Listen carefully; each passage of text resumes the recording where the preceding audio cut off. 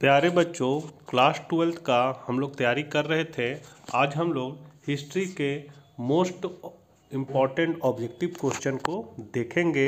Objective subjective मैंने विभिन्न विषयों के बना दिया है, फिर भी बच्चे कमेंट करते हैं कि सर इसका सब्जेक्टिव बताइए, उसका सब्जेक्टिव बताइए। तो एक बार आप लोग चैनल के प्ले लिस्ट में जाके चेक कर लीजिए और थंबनेल देख के भी आपको समझ में आ जाएगा कि इसमें ऑब्जेक्टिव क्वेश्चन है कि सब्जेक्टिव क्वेश्चन है। हर विषय का अलग अलग मैंने प्लेलिस्ट भी बना दिया है, तो आपको ज़्यादा समस्या नहीं होनी चाहिए। देर न करते हुए आपसे रिक्वेस्ट है कि जो नए सदस्य हैं वे ज़रूर अपनी सदस्यता ले लें चैनल को सब्सक्राइब करके। तो चलिए हम लोग आज कुछ नया सीखते हैं। पहला क्वेश्चन है आपका, सिंधु घाटी सभ्यता की खोज किसने की थी? तो इसका सही आंसर है दयाराम साहनी ने। सिंधु घाटी सभ्यता की खोज कब हुई? तो हम लोग सभी जानते हैं 1921 में हुई थी। अगला है, सिंधु सभ्यता का क्षेत्रफल किस आकार का था? तो वो त्रिभुजाकार था। सिंधु सभ्यता से संबंधित स्थल रोपड़ का उत्खनन कार्य कराया था किसने? तो वाई.डी. शर्मा ने करवाया था। फिर सिंधु सभ्यता मेसोपोटामिया संस्कृति की देन थी, यह कथन था। तो यह कथन था आपका व्हीलर और गार्डन दोनों का था, इसलिए उपयुक्त दोनों हो जाएगा। छठा है, सिंधु सभ्यता से संबंधित कौन सा पूरा स्थल गुजरात प्रदेश में स्थित है? तो भोगरात्रा। अगला है, मोहनजोदाड़ो नगर बसा हुआ था तो 20 किलोमीटर के घेरे में। हड़प्पा किस नदी पर अवस्थित है? ये बहुत इंपॉर्टेंट क्वेश्चन है बच्चों, और बहुत सारे गेस्ट पेपर में भी है, रावी नदी हो जाएगा। अगला है, हड़प्पा सभ्यता में अनेक नगरों का पता चलता है, इनमें से कितने को नगर की संज्ञा दी गई है? तो 6 को नगर की संज्ञा दी गई है। अगला है, मोहनजोदाड़ो की सबसे बड़ी इमारत निम्न में से कौन है? तो स्नानगार। हड़प्पा सभ्यता के भवन निर्माण एवं अन्य कार्यों के निर्मित ईंटों का प्रयोग बहुतायत रूप में है, निम्नलिखित में से ईंटों का अनुपात था? तो 1:2:4 का था। सिंधु सभ्यता निम्नलिखित में से किस नाम से जानी जाती है? तो कांस्य युगीन।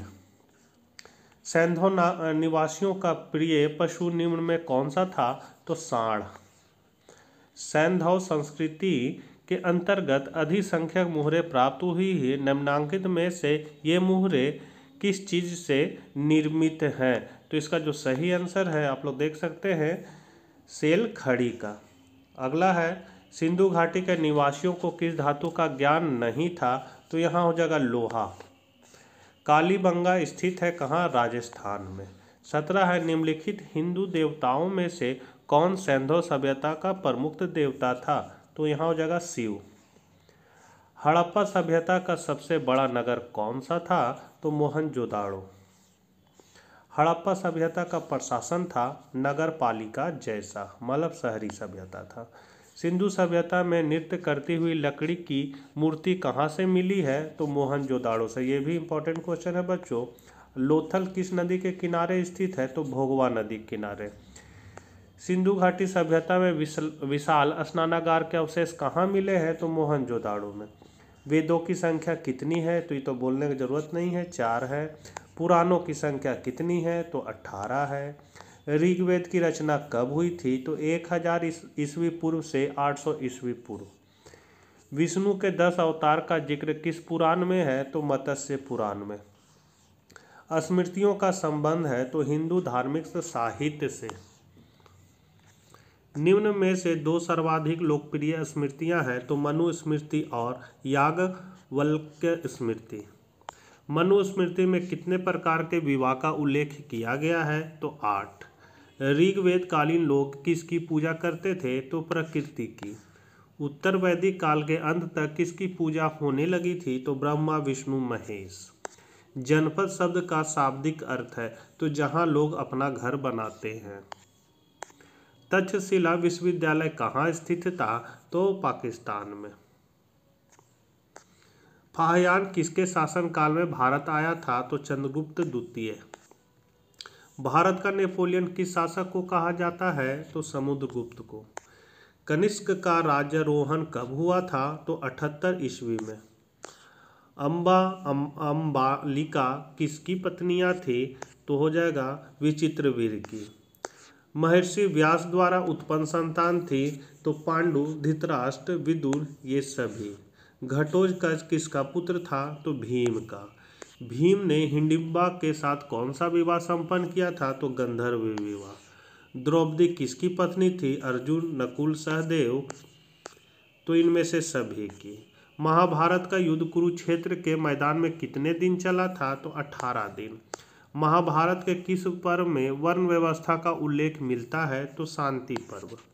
दुर्योधन की माँ कौन थी तो गांधारी। महाभारत की रचना किस भाषा में हुई थी तो संस्कृत। कुरुओं के राजधानी के रूप में उल्लेखित किए गए हैं तो यहाँ हो जाएगा हस्तिनापुर, इंद्रप्रस्थ और इशुकर सभी हो जाएगा। निम्न में से कौन सा नगर पांडवों द्वारा बनाया गया माना जाता है तो हस्तिनापुर। पांडु की पत्नी का नाम क्या था तो कुंती। महाभारत की रचनाकार कौन थे तो महर्षि वेदव्यास। कौरव एवं पांडव दोनों किस वंश से संबंधित थे तो कुरु वंश। अब हम लोग ये है सेट 2 आपका। अगला पहला क्वेश्चन है, इसमें महाभारत में कुल श्लोकों की संख्या क्या है तो हो जाएगा 10,217। गंगा पुत्र किसे कहा जाता है तो भीष्म को। द्रोणाचार्य को किस शिष्य ने गुरु दक्षिणा में सहर्ष अपना अंगूठा काटकर दे दिया तो एकलव्य। भगवत गीता का अंग्रेजी में किसने अनुवाद किया तो चार्ल्स विल्किन ने। जीवक वैद्य किस वंश के काल में था तो यहाँ हो जाएगा हार्यक। इंडिका की रचना किसने की थी तो मेगास्थनीज ने। ये बहुत इंपॉर्टेंट क्वेश्चन है बच्चों। प्रयाग प्रशस्ति की रचना किसने की थी तो हरिसेन ने। गुप्तों के काल में कौन चीनी यात्री भारत आया था फाहयान। भारतीय इतिहास का कौन सा काल स्वर्ण काल के नाम से जाना जाता है तो गुप्त काल। अशोक किस वंश का शासक था तो मौर्य वंश। कौटिल्य की कृति है तो अर्थशास्त्र। समुद्रगुप्त की जानकारी होती है तो प्रयाग प्रशस्ति में। नवरत्न किस शासक के दरबार में रहते थे तो चंद्रगुप्त विक्रमादित्य। अभिज्ञान शकुंतलम के रचनाकार हैं तो कालिदास। प्राचीन भारत में अभिलेख की शुरुआत किस शासक ने की थी तो अशोक ने। किस शासक को प्रियदर्शी कहा गया है तो अशोक को। मौर्य काल के टकसाल का प्रधान कौन था तो लक्षणाध्यक्ष। पतंजलि के महाभाष्य से किसकी जानकारी मिलती है तो मौर्य काल की। धम्म महामात्रों को किसने नियुक्त किया तो अशोक ने।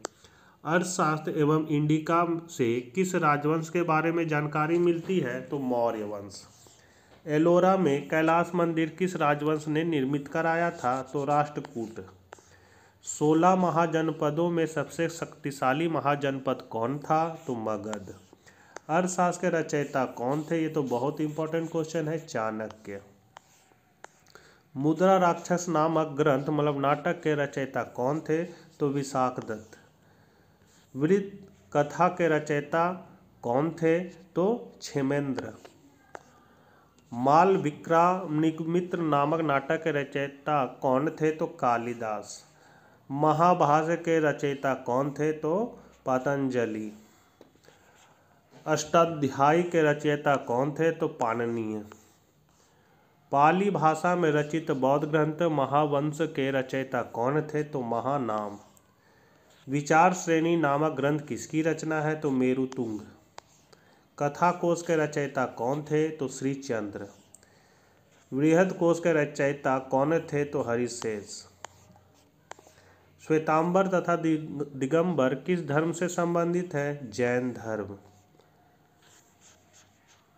मिलिंद पन्हो नामक ग्रंथ किस धर्म से संबंधित है तो बौद्ध धर्म। चीनी यात्री फाहयान किस काल में भारत आया था गुप्त काल। भारत के संबंध में पुस्तक लिखने वाला प्रथम यूनानी विद्वान कौन था तो स्काइलैक्स। हर्ष चरित्र के रचयिता कौन है तो वानभट्ट। ये बहुत इंपॉर्टेंट क्वेश्चन है बच्चों। कथा सरिता सागर के रचयिता कौन थे तो सोमदेव। सांची मध्य प्रदेश के किस जिले में स्थित है तो रायसेन में। कुंडल वन मतलब कश्मीर में चतुर्थ बौद्ध संगीति किस शासक के काल में हुई थी? तो कनिष्क, ये भी इम्पोर्टेंट है। वान भट्ट के कादम्बरी ग्रंथ में किस संप्रदाय का उल्लेख किया है? तो पाशुपत का। धर्म ग्रंथ सूत पिटक किस धर्म से संबंधित है? तो बौद्ध धर्म। बुद्ध का बचपन का नाम क्या था? तो सिद्धार्थ। तृतीय बौद्ध संगीति का आयोजन कहाँ हुआ था? पाटलिपुत्र। महात्मा बुद्ध का जन्म स्थान कहाँ है? कपिलवस्तु। जैन धर्म के 24वें तीर्थकर कौन थे? तो आपका हो जाएगा महावीर स्वामी। प्रथम बौद्ध संगीति किस शासक के काल में हुई थी? अजातशत्रु। प्राचीन भारत का विश्व प्रसिद्ध विश्वविद्यालय कहाँ स्थित है? नालंदा। त्रिपिटक साहित्य संबंधित है बौद्ध धर्म। और लास्ट क्वेश्चन है, हीनयान एवं महायान संप्रदाय किस धर्म से संबंधित है? तो बौद्ध धर्म। तो बच्चों, ये थे हिस्ट्री के 100 महत्वपूर्ण ऑब्जेक्टिव क्वेश्चन जिसका आंसर आपको OMR पर देना है। मिलते हैं नेक्स्ट वीडियो के साथ, तब तक आज्ञा दीजिए, बाय बाय।